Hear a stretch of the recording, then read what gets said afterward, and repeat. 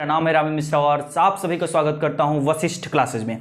तो चलिए आज एक नई स्फूर्ति के साथ और एक नई ऊर्जा के साथ स्टार्ट करते हैं क्लास 10th का चैप्टर। पहला चैप्टर है लाइट रिफ्लेक्शन एंड रिफ्रैक्शन। तो क्लास 9th में जितनी भी मस्ती की है आप लोगों ने अब छोड़ दो और क्लास 10th में हमारे साथ बढ़िया से स्टार्ट करते हैं पहला चैप्टर। और यहाँ पर इस तरीके से सीखना कि दोबारा सीखने की ज़रूरत ना पड़े, क्योंकि ये 9th नहीं है, यहाँ पर बोर्ड्स है आप सभी का। तो इस तरीके से पढ़ना है कि कॉन्सेप्ट क्लियर हो, एक भी क्वेश्चन ऐसा ना हो जो आपसे ना बने। ठीक है, तो पार्ट्स में तोड़ करके पढ़ेंगे। तो सबसे पहले आज हम पढ़ेंगे रिफ्लेक्शन के बारे में। ठीक है, तो कॉपी पेन निकालो और सबसे पहली हेडिंग डालो रिफ्लेक्शन। नए तरीके से सीखना है, किताबी ज्ञान नहीं लेना है। ठीक है, समझने वाला ज्ञान लेना है। तो सबसे पहले रिफ्लेक्शन समझते हैं और समझते हैं कि क्या होता है रिफ्लेक्शन। ठीक है, तो देखो रिफ्लेक्शन का मतलब क्या होता है। देखो यहाँ पर लाइट लगी, इधर भी लाइट लगी, चारों तरफ से लाइटें आ रही हैं। तो मान लेते हैं हम कि एक ये सरफेस है, बोर्ड ही है, जैसे कि हमारा ये एक बोर्ड है, तो हमने माना एक कोई सरफेस है। तो रिफ्लेक्शन का मतलब होता है कि लाइट आई, लाइट उधर से आई, बोर्ड से टकराई और वापस चली गई, आई टकराई और वापस चली गई। क्या कहा हमने? आई टकराई वापस चली गई। लेकिन ये बताओ मीडियम बदला क्या? मीडियम, सर एक नया शब्द आया है मीडियम। ये शब्द तुमको इस चैप्टर में बहुत परेशान करने वाला है। रिफ्लेक्शन, रिफ्रैक्शन, हर जगह ये शब्द आएगा, तो इसको पहले ही समझ लेते हैं। मीडियम का मतलब क्या होता है? सराउंडिंग, कि तुम्हारे चारों तरफ जो प्रेजेंट है वही मीडियम है। हमारे चारों तरफ प्रेजेंट है एयर, तो इसका मीडियम क्या हो गया? एयर। तो लाइट आई, टकराई और चली गई। मीडियम बदला क्या? एयर में लाइट थी, एयर से ही आई और एयर में ही चली गई। एयर से आई, एयर में चली गई। तो जब मीडियम ना बदले, जब मीडियम ना बदले सर, नो चेंज। हमारी बातों को दिमाग में बिठा लेना, नो चेंज। जब मीडियम में चेंज ना हो तो उसी को हम कहते हैं कि रिफ्लेक्शन हुआ है। क्या कहते हैं? रिफ्लेक्शन हुआ है। अच्छा सर दूसरा लिखा है रिफ्रैक्शन, तो मतलब मीडियम चेंज हो जाए तो रिफ्रैक्शन? हाँ सही पकड़े बेटा। रिफ्लेक्शन मतलब चेंज ना हो और रिफ्रैक्शन मतलब चेंज हो जाए। सिंपल सी बात है, इसको जहन में अपने बिठा लो। और इसी तरीके से फिर हमारी डेफिनेशन बनके तैयार हो गई है। क्या तैयार हुई है? कि the bouncing back of light, लिखो जल्दी से, the bouncing back of light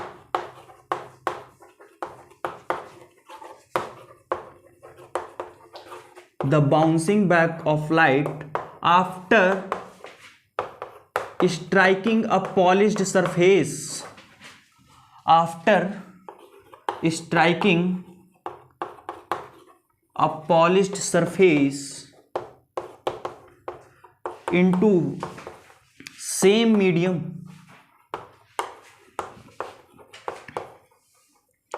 is known as reflection। क्या हुआ सर, ये क्या लिख दिया आपने इतनी बड़ी भाषा में? तो अच्छे से लिख लेते हैं। तो रिफ्लेक्शन, हमने कहा the bouncing back of light, light का बाउंस बैक हो जाना after striking a polish surface, किसी भी सरफेस से टकराने के बाद, इनटू सेम मीडियम, उसी मीडियम में ही रिफ्लेक्शन कहलाता है। हमने ये बताया ना कि लाइट आई, टकरा के चली गई, मीडियम नहीं बदला, मीडियम नहीं बदला, तो इसको क्या कहते हैं? रिफ्लेक्शन। अच्छा सर मान लेते हैं कि ये है एक कोई सरफेस,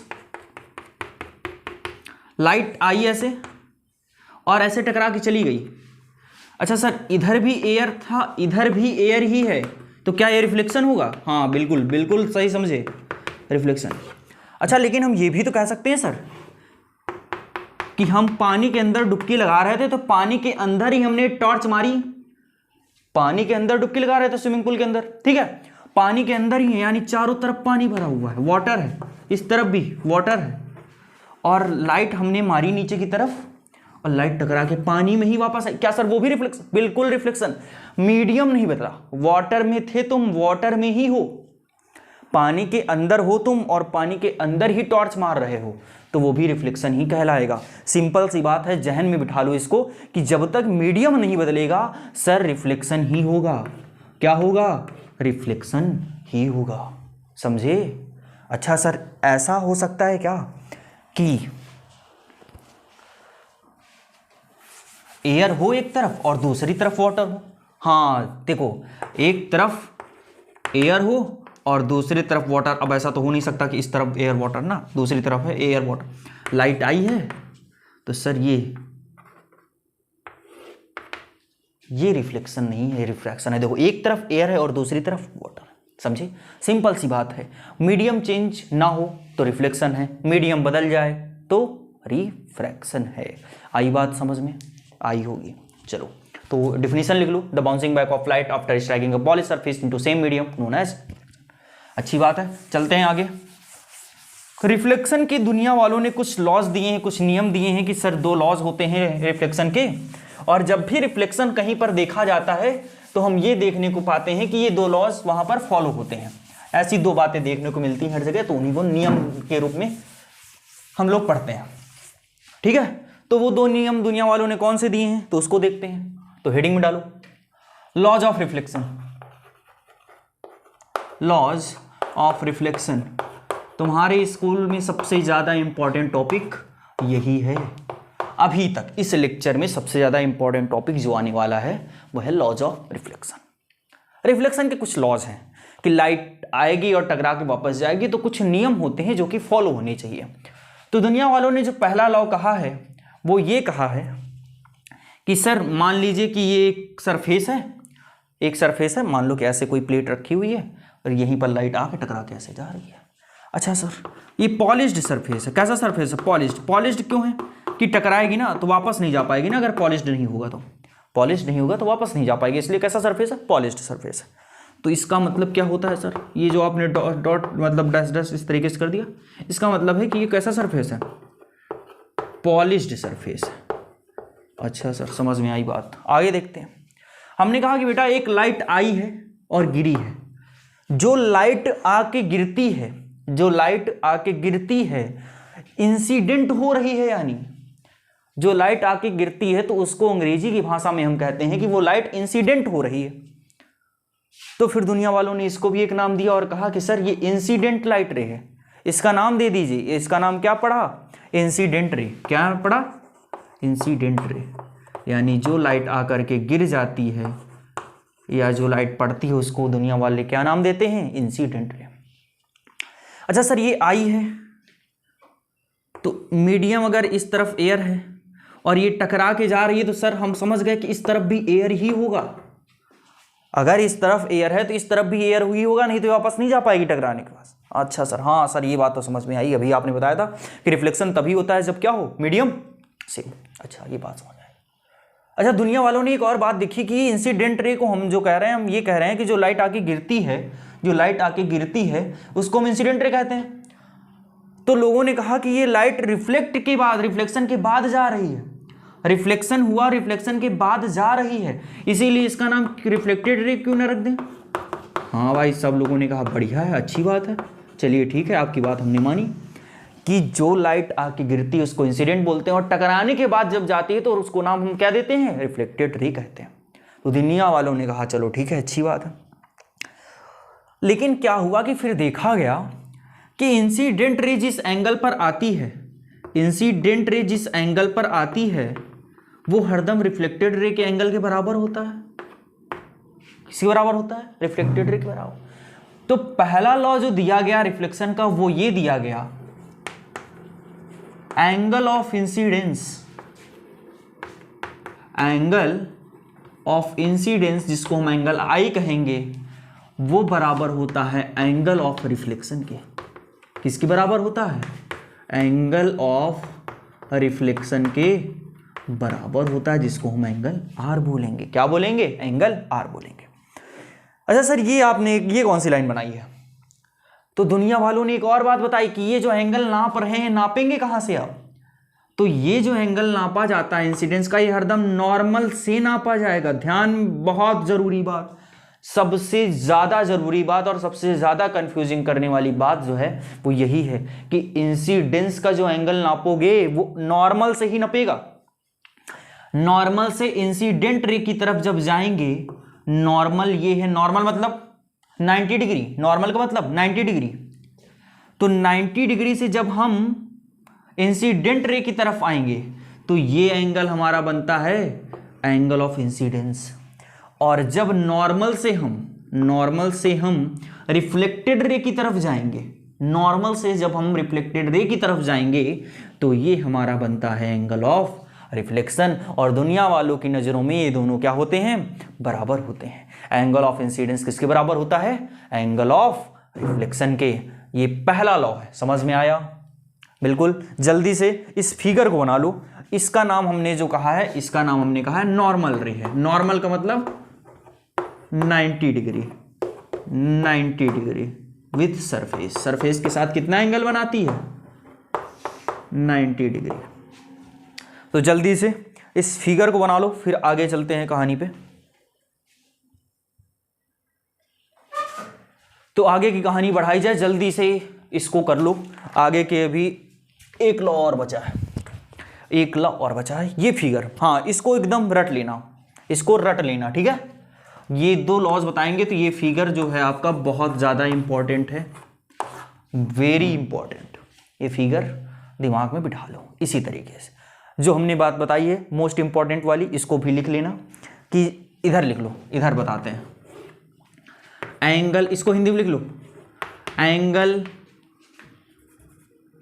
हरदम नॉर्मल से नापा जाएगा। कहाँ से नापा जाएगा, नॉर्मल से लिया जाएगा, नॉर्मल से लिया जाएगा। बहुत ज़्यादा इंपॉर्टेंट है तुम्हारे लिए। एंगल हरदम नॉर्मल से लिया जाएगा, इसको जहन में बिठा लो बेटा, दिमाग में सबकॉन्शियस माइंड में चला जाना चाहिए, भूलना नहीं जिंदगी में, ठीक है। तो जल्दी से इसको करो क्योंकि आगे कहानी अपने को बढ़ानी है ना। तो हो ही गया होगा, तो हम करते हैं इरेज। 1 2 3 4 5, इसकी आगे गिनती नहीं आती, चलो करते हैं इरेज फटाक से। ओह, ये फिगर नहीं इरेज करना है, गलती हो गई सर जी, गलती हो गई, इसको नहीं इरेज करना है, इसको बना रहने देते हैं, ये ऊपर वाला इरेज कर देते हैं ना। अच्छा हाँ, ये जो लॉज हमने बताया ना, लॉज ऑफ रिफ्लेक्शन में भी पहला लॉ हुआ है, तो उस हेडिंग को मतलब मत करना इरेज, उसको लिखे रहना, और अपनी कहानी इसको लिखे ही रहने देते हैं, है ना। इसको इरेज कर देते हैं बस, ठीक। दूसरा लॉ दुनिया वाले क्या कहते हैं, पहले लिख लो फिर समझाते हैं। दूसरा लॉ दुनिया वाले कहते हैं incident ray normal ray and reflected ray all lie in same plane. क्या है सर ये प्लेन कहां से आ गया, पहले तो सबसे पहले प्लेन तुमको समझाते हैं, प्लेन क्या होता है। प्लेन क्या होता है इस कहानी को समझते हैं जल्दी से। देखो ये दो पेन है, ये हमारे पास क्या है, दो पेन है, एक मिनट, ये दो पेन है, ठीक है। तो ये दो प्लेन जिस सरफेस में आ रहे होंगे, ये हमारा प्लेन है जिसमें आ रहा है, देखो किस में आ रहा है, इसमें आ रहा है कि नहीं आ रहा है। तो जिस, मान लो कि ये हमने लगा दिया एक, ठीक है, ये देखो इसमें आ रहा है ना, इसमें, तो ये प्लेन हो गया, ये जो कॉपी है यही इनका प्लेन है, तो जिसमें आ रहे हैं उसी को प्लेन कहते हैं। जैसे कि ये सारी चीजें किस प्लेन में है, बोर्ड वाले प्लेन में। कौन से प्लेन में है, बोर्ड वाले प्लेन में। समझ में आया कि नहीं आया।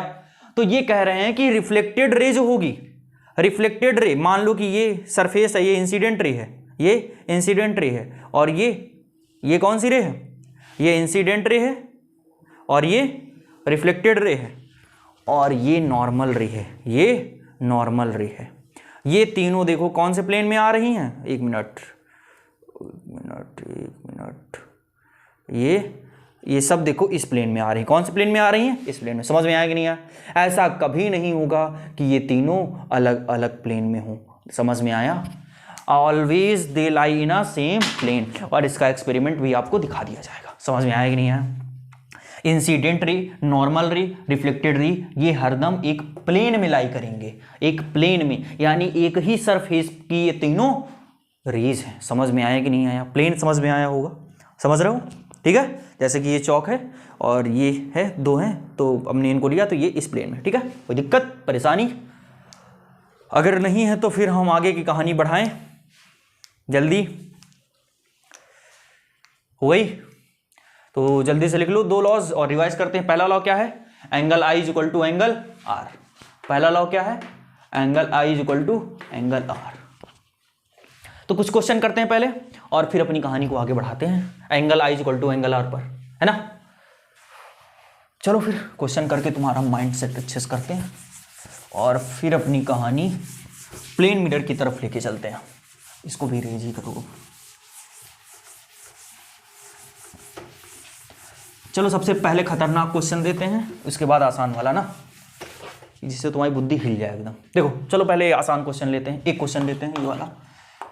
मान लो कि तुम्हारे पास ये पॉलिश्ड सरफेस है, ठीक है, और एक ये ऐसे इंसिडेंट रे आती है और एक ये रिफ्लेक्टेड रे जा रही है।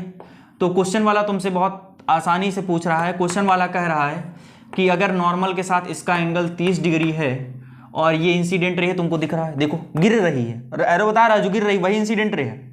तो तुमसे पूछ रहा है एंगल आर, लगाओ दिमाग, एंगल आर पूछ रहा है। आ गया आ गया आ गया आ गया आ गया, है ना। देखो सर ये लाइन कौन सी सर, ये देखो बेटा, ये सरफेस है क्या, ये 90 डिग्री है, ये 90 डिग्री सर। हाँ सर ये नॉर्मल रे है। ये कौन सी रे है, नॉर्मल रे। और सर नॉर्मल रे के साथ एंगल जो इंसिडेंट रे बना रही है उसको एंगल ऑफ इंसिडेंस कहते हैं, और आपने एंगल आर पूछा यानी एंगल ऑफ रिफ्लेक्शन पूछा है। सर हमने सुना है कि angle i is equal to angle r होता है, तो सर क्या ये भी 30 डिग्री होगा? हाँ बिल्कुल 30 डिग्री होगा, यानी एंगल आर कितना आ गया, 30 डिग्री। दुनिया वालों की नज़रों में एंगल आर 30 डिग्री है। अच्छा वहीं पर एक आदमी और आया, उसने कहा कि एक और क्वेश्चन बताइए जरा। इस बार हम कुछ ऐसा दे रहे हैं आपको, इस बार कुछ हमारा मन हुआ और हमने कहा कि फिगर सर कुछ ऐसा बनेगा, ये इंसिडेंट रे है, ये कौन सी रे है, ये इंसिडेंट रे है और ये रिफ्लेक्टेड रे है, और दुनिया वालों की नज़रों में ये 30 डिग्री है। लगाओ दिमाग, दुनिया वालों की नज़रों में वो 30 डिग्री है। तब तक तीसरा क्वेश्चन तुम्हारे लिए हम रेडी कर देते हैं, इसको बीच में लिखेंगे। सबसे तगड़ा क्वेश्चन तो यही होने वाला है, सबसे ज़्यादा डाउट में रहते हैं बच्चे इसमें।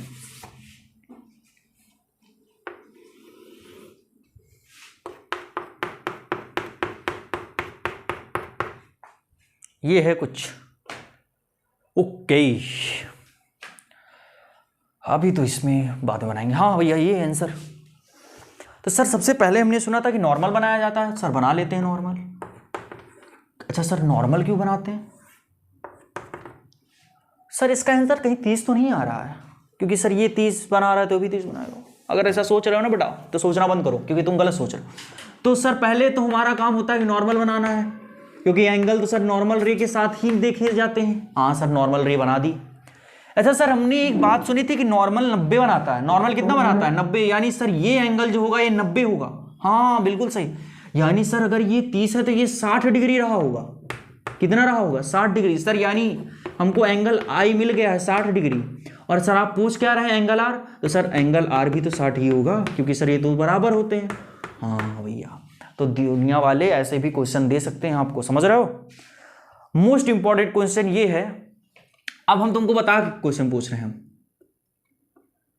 हम क्वेश्चन में सिर्फ फिगर नहीं बनाएंगे, हम सिर्फ तुमसे कहेंगे कि एंगल आई अगर 0 डिग्री है तो एंगल आर कितना होगा। 0 डिग्री होगा, प्रूफ कैसे करोगे? एंगल आई 0 डिग्री है तो एंगल आर भी 0 डिग्री होगा। फिगर बनाओ सबसे पहले इसका, देखते कितने लोग बना लेते हैं। एंगल आई 0 डिग्री है तो एंगल आर भी 0 डिग्री होगा। इसका फिगर क्या होगा sir? Figure angle i 0 degree, angle r भी 0 डिग्री, फिगर बनाइए, देखते हैं। चलो हम बताते हैं। सर एक बात अभी आपने बताई है, बार बार बता रहे हैं आप, एक बार और बगल में लिख दीजिए कि एंगल नॉर्मल से लिया जाता है। एंगल कहाँ से लिया जाता है? नॉर्मल से। कहाँ से सर? नॉर्मल से। यानी सर 0 डिग्री का मतलब क्या है कि नॉर्मल से 0 डिग्री चलना है। यानी सर आप नॉर्मल से जा ही नहीं रहे हैं। अगर ये सर नॉर्मल रे रही होगी तो एंगल आई 0 डिग्री यानी इसी के ऊपर आई है। सर आई इसी के ऊपर है, क्योंकि आप नॉर्मल से गए ही नहीं, 0 डिग्री चले हैं आप। नॉर्मल से हम जितना चलते हैं, नॉर्मल से हम जितना चलते हैं वही तो एंगल आई होता है। बात को ध्यान से सुनो, नॉर्मल से जितना चलते हैं वही क्या होता है, आई होता है। और सर नॉर्मल से जिधर आर की तरफ जितना चलते हैं वो 30 होता। यानी सर ये अच्छा बन नहीं पाया ना सही से, पहले अच्छी बनाते हैं। छीसी हो गया पूरा, 1 मिनट, ये बन गया ना अच्छे से, ठीक है। तो यानी सर एंगल आई आप एन से चले ही नहीं, यानी उसी पर गिरा दी है आपने। अच्छा सर उसी पर गिरा दी है तो लाइट पर उसी पर भी तो वापस आ जाएगी। नहीं आया समझ में? अब देखो आई भी 0 डिग्री है, आर भी 0 डिग्री है, दोनों ही कहां पर लाई कर रहे हैं, नॉर्मल पे। लिखो इसको, स्टार बना के इस फिगर को भी बनाओ और लिखो आगे कि जब भी 90 डिग्री पर लाइट इंसिडेंट करती है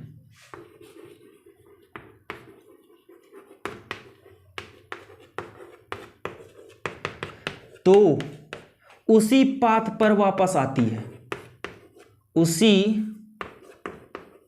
पाथ पर वापस आती है। नहीं आई बात समझ में?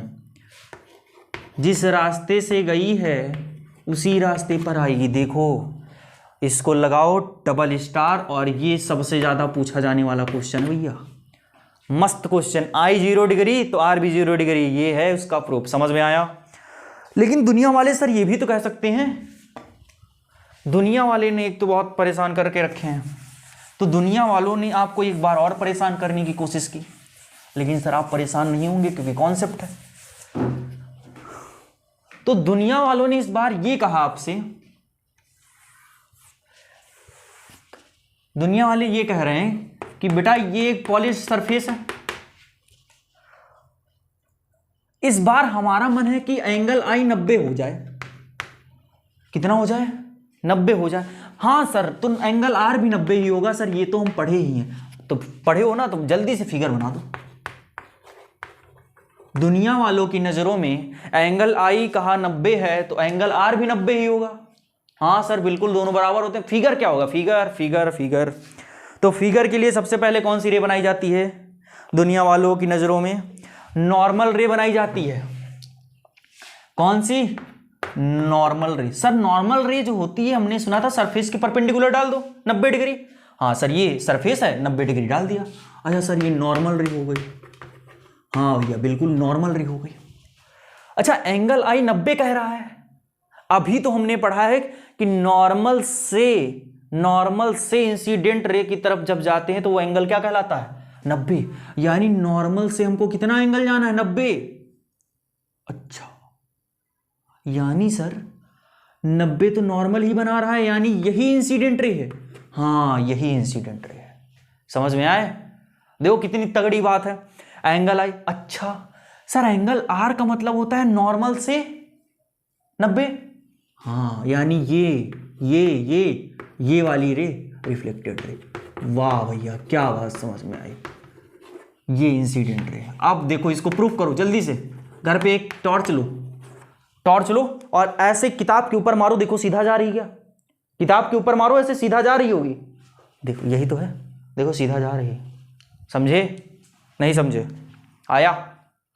तो भैया अपनी कहानी इस हद तक भी जा सकती है ना? समझ रहे हो ना? देखो angle i equal to angle r से भी हमने इतने ज़्यादा क्वेश्चन बना दिए। अच्छा अभी और भी बनाएंगे, अभी परेशान मत होइए, अभी और भी अपने क्वेश्चन बनेंगे। समझ में आया कि नहीं आया? अभी आया हो तो बताओ, फिर आगे क्वेश्चन भी और हैं तो वो करा देते हैं, है ना? तो जल्दी से इसको देख लो। दिक्कत परेशानी कहीं पर भी किसी भी प्रकार की हो तो अपनी समस्याओं को आगे रखिए जल्दी से।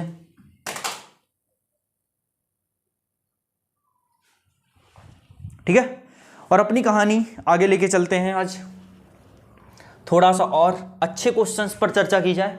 एक क्वेश्चन, अभी 1-2 क्वेश्चन इसी पर हम और दिखाते हैं आपको, है ना? क्योंकि अपनी कहानी रुकनी नहीं चाहिए, कहानी रुकनी नहीं चाहिए। ठीक है, 10th है इस बार तो फोड़ के रख देंगे, है ना? तो फोड़ने के लिए कहानी रुकनी नहीं चाहिए। तो कहानी में क्वेश्चन नंबर हमारे हिसाब से 4-5 तो ही हुए होंगे, तो चलो ठीक है, छठा नंबर डालते हैं अपनी कहानी पर। और छठे नंबर पर इस बार लिखना ये है कि इस बार सर कुछ, अच्छा सर उससे पहले 1 मिनट, उससे पहले थोड़ा सा पढ़ लेते हैं। उससे पहले हम पढ़ते हैं प्लेन मिरर के बारे में। किसके बारे में पढ़ते हैं? Plane mirror. सर ये कौन सा मिरर होता है? सर ये कौन सा मिरर होता है? घर पे शीशा देखा है? तो जो मिरर प्लेन हो, जो मिरर प्लेन हो वही प्लेन मिरर होता है। सिंपल सी बात, जो मिरर प्लेन हो वही प्लेन मिरर होता है। सर उससे भी पहले थोड़ा सा देख लेते हैं, अभी आपने रिफ्लेक्शन पढ़ाया ना, रिफ्लेक्शन के लॉज भी पढ़ाए। तो सर रिफ्लेक्शन एक ही प्रकार का होता है क्या? नहीं भैया, किसने कहा आपसे रिफ्लेक्शन एक प्रकार का होता है? दुनिया वालों की नज़रों में रिफ्लेक्शन 2 प्रकार का होता है। एक होता है जो कि कहते हैं सब थ्योरेटिकल बातें हैं तो जल्दी जल्दी से निपटाते हैं, आगे चलते हैं। तो दुनिया वालों की नज़रों में एक रिफ्लेक्शन होता है रेगुलर, और जो दूसरी तरफ की दुनिया वाले हैं उनकी नज़रों में दूसरा होता है इररेगुलर। सिंपल सी बात है। या डिफ्यूज्ड, या एक और दुनिया वाले हैं वो कहते हैं डिफ्यूज्ड। अच्छा, रेगुलर का मतलब क्या है? जहां पर सरफेस सीधा हो सर, जहां पर बढ़िया शांत स्वभाव वाला सरफेस मिल जाए सर, चाहे जितनी रेज आप डालिए सब बराबरी से जाएंगे रिफ्लेक्ट होकर के। ये सर बनाया नहीं अच्छे से तो बना लेना ना, तुम किस लिए हो? बनाने के लिए ही तो हो। चलो अच्छा बना देते हैं अच्छे से। ये है अगर सरफेस, सीधा सरफेस, पॉलिश, एकदम स्मूथ सर, तो लिख लो इसमें जो सरफेस मिलेगा कैसा मिलेगा? स्मूथ सरफेस मिलेगा। कैसा मिलेगा? स्मूथ। देखो एकदम बढ़िया स्मूथ सरफेस है ना, जैसे मलाई हो, फैला दी गई हो। तो ऐसे आता है, ऐसे चला जाता है। सर एक बार सर मन हो रहा है फिगर बनाने का। सर ये नॉर्मल है ना सर, नॉर्मल से इंसिडेंट की तरफ आते हैं सर, ये आई कहलाता है। और सर नॉर्मल से हम जब रिफ्लेक्टेड रे की तरफ जाते हैं सर, ये आर कहलाता है। वाह वाह वाह, बहुत बढ़िया। अच्छा सर एक और गिरा दें क्या? हाँ गिरा दो नीचे। सर ये कैसे? ये ऐसे जाएगी, समझ में आया कि नहीं आया? देखो कितना बढ़िया। सर एक और गिराइए, मज़ा नहीं आई। अच्छा लो भैया और एक चली गई। देखो पैरेलल हो गई क्या सब? अगर हम पैरेलल राइट रेज गिराएं तो जो रिफ्लेक्टेड रेज भी होती है वो भी पैरेलल हो जाती है स्मूथ में। तो लिख लो, लिखने कोई बात नहीं, आज कुछ आने वाला है नहीं, तो बस जान लो कि रिफ्लेक्टेड रेज अगर हम इंसिडेंट रेज पैरेलल करें तो रिफ्लेक्टेड रेज भी क्या हो जाती है? पैरेलल हो जाती है। सर ये स्मूथ सरफेस था, तो सर इर्रेगुलर का मतलब? हाँ वही जो तुम समझ रहे हो, रफ सरफेस। कैसा सरफेस? रफ, खुरदुरा। कैसा सरफेस? खुरदुरा। ये मिल गया ऐसा कुछ खुरदुरा उर्दुरा, समझ रहा हो ना ये। अब यहां पर देखो हर बार ये ऐसे आई, अब इसका जो नॉर्मल होगा कुछ ऐसे होगा, फिर ये ऐसे जाएगी, ठीक है। अब यहां पर जब लाइट आएगी तो इसका नॉर्मल कुछ ऐसे होगा और ये ऐसे जाएगी। हर जगह पर नॉर्मल इसका अलग होगा, समझ रहे हो ना, हर जगह लाइट दूसरे तरीके से जाएंगे। तो रेगुलर सरफेस का मतलब सर क्या होता है? स्मूथ, एकदम बढ़िया साफ। और इरेगुलर का मतलब सर उबड़ खाबड़, यानी रफ सरफेस। कैसा? Rough surface. सिंपल सी बात है। चलते हैं फिर आगे अपने टॉपिक पर, ठीक है। प्लेन मिरर कौन सा है? Plane mirror.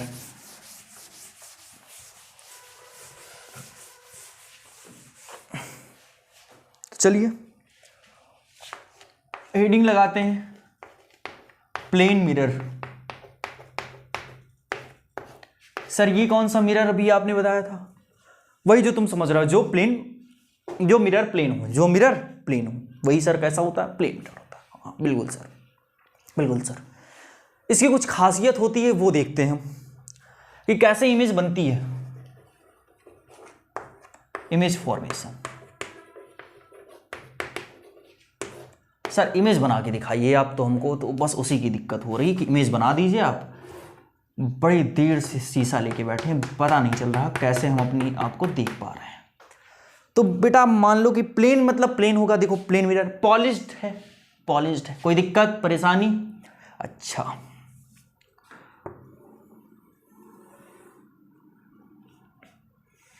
सर ये क्या बना दिया आपने? अच्छा मन नहीं, चलो हटा दो, तो कोई दिक्कत नहीं। सर ए बी नाम का व्यक्ति है, सर ये ए बी नाम का व्यक्ति आगे बैठा हुआ है, सर इसकी इमेज बनेगी कैसे? अच्छा सर, हमारे सामने दुनिया वाले आए और उन्होंने कहा सर ये 5 सेंटीमीटर पर बैठा है। कितने सेंटीमीटर पर बैठा है? 5 सेंटीमीटर पर बैठा है। हमने कहा अच्छी बात है। अच्छा, दुनिया वालों ने एक बात और बताई कि किसी भी चीज़ की इमेज पाने के लिए, इसको ध्यान में बिठाओ पहले, किसी भी चीज़ की इमेज पाने के लिए 2 रेज जरूरी होती हैं। कितनी रेज? 2 लाइट रेज मिलनी चाहिए। सर ये लाइट रेज क्या होती हैं? अभी समझाते हैं। ये लाइट वहाँ से आ रही है, आ रही ना, आई, तो वहाँ से बहुत सारी लाइट रेज आ रही हैं। तो ये जो भी सूर्य से जो किरणें आती हैं उन्हीं को लाइट रेज बोलते हैं, समझ रहे हो ना। दीपक जलाया तो जो रोशनी हुई, तो जो जिस वजह से रोशनी हो रही वही लाइट रेज है। वो क्या है? Light rays. तो सर ये प्लेन मिरर है, ये AB ऑब्जेक्ट है, तो सर इसकी इमेज कैसे दिखेगी? तो चलो उसको देखते हैं। तो हमने कहा कि किसी भी चीज़ की इमेज देखने के लिए 2 रेज जरूरी होती हैं। वहाँ से कितनी रेज? 2 रेज। अच्छा सर, यानी सर अगर हमको AB देखना है, अगर हमको इस चौक की तस्वीर देखनी है, तो हमको ऊपर वाला दिख जाए और नीचे वाला दिख जाए, बीच वाला। अब ऊपर वाला देख लिए, बीच नीचे वाला देख लिए, तो बीच वाला दिखेगा। किसी इंसान की तुम खोपड़ी देख लिए और पैर के नीचे देख लिए, यानी पूरा दिख गया ना। अब ये मत कह देना कि उसके सामने कोई खड़ा था बीच में या खंभा लगा था, समझ रहे हो ना। यानी किसी भी चीज़ की तस्वीर देखने के लिए उसका टिप पॉइंट देखना जरूरी होता है और उसका नीचे वाला पॉइंट, समझ रहे हो। यानी AB में हम B की इमेज बना लें और A की इमेज बना लें, समझ रहे हो कि नहीं। B की इमेज बना लें B वाले पॉइंट की, ऊपर वाले की, और A वाले पॉइंट की, ये इतने की, तो ये वाला तो बीच में आ ही जाएगा उसके। हाँ सर, बात तो सही है। तो चलो B की बनाते हैं पहले। अच्छा, हमने कहा सर सीधा लाइट रेज भेजें। कहाँ भेजा? सीधा लाइट रेज भेज दिया। अच्छा सर, ये सीधा गई है यानी 90 पर गई है। अच्छा सर, यानी नॉर्मल पर गई है। सर अभी तो पढ़े थे हम कि जब नॉर्मल पर लाइट रे गिरी थी तो उसी से वापस चली आई थी। नॉर्मल पर जब लाइट रे इंसिडेंट होती है यानी 0 डिग्री जब बनाती है तो उसी वापस चली आती। अच्छा सर, वो अब यहाँ काम आने वाला था। हाँ ये देखो वापस आ जाएगी। समझ में आया कि नहीं आया? ओ ये बात थी, समझे नहीं थे तब। हाँ गुड, समझ में आया कि नहीं आया। और एक लाइट रे हमने ऐसे भेज दी। कैसे भेजी? ऐसे। तो ये लाइट रे कैसे चली जाएगी? नॉर्मल बनाते हैं सर, सबसे पहले नॉर्मल बन गया, और ये इतने ही एंगल, अगर हमने बताया थीटा तो इधर भी थीटा एंगल बना के वापस चली गई। सर ये लाइट रे इधर आ रही है, ये लाइट रे इधर जा रही, सर मिलेंगी ही नहीं कभी तो। हाँ ये भी बात तुम्हारी सही है, कहाँ मिलेंगी? कभी नहीं मिलेंगी। अच्छा सर, लेकिन अगर हम कह रहे हैं कि इसको पीछे लेके जाओ थोड़ा सा, तो सर ये मिल रहे हैं। हाँ तो फिर और लिखो कि जब लाइट रे रियल में नहीं मिल रही, देखो लाइट रे रिफ्लेक्शन के बाद मिलाना है, ध्यान देना। रिफ्लेक्शन के बाद ये गई वापस चली आई, और ये गई रिफ्लेक्ट होके बाद गई। तो जब दो रिफ्लेक्टेड रे रियल में मीट ना हो, रियल में मिल रही क्या? ये इधर जा रही है, इधर जा रही, मिल रही क्या? नहीं मिलेंगी ना। तो जब दो लाइट रेज रियल में मीट नहीं होती हैं, लेकिन हमको ऐसा प्रतीत होता है कि मिल रही है, तो हम उनको बोलते हैं कि वो जो इमेज बनाएंगी वो वर्चुअल बनाएंगी। कैसी इमेज बनाएंगी? Virtual image. यानी सर ये जो प्लेन मिरर में इमेज बनती है कैसी बनती है? ये वर्चुअल बनती है। हाँ वर्चुअल बनती है। कैसी बनती है? वर्चुअल। समझ में आया कि जब दो लाइट रेज रियल में मीट ना कर रही हो, ऐसा लग रहा हो कि पीछे मिल रही हैं, देखो लग रहा है कि सर पीछे मिल रही होंगी, तो ये इमेज कौन सी बनती है? वर्चुअल इमेज बनती है। सर यही ये जो ऐसे जैसे इमेज आपने बी की बनाई सर, वैसे ए की बनेगी। हाँ सर बिल्कुल, ऐसे जाएगी ऐसे आ जाएगी। इसको तुम लोग बना के दिखाना। और ये एक ए से इधर गई, एक वापस चली आई। सर बन गया सर ये ए बन गया। सर ये ए भी बन गया। अच्छा बन गया सर। हाँ बिल्कुल बन गया।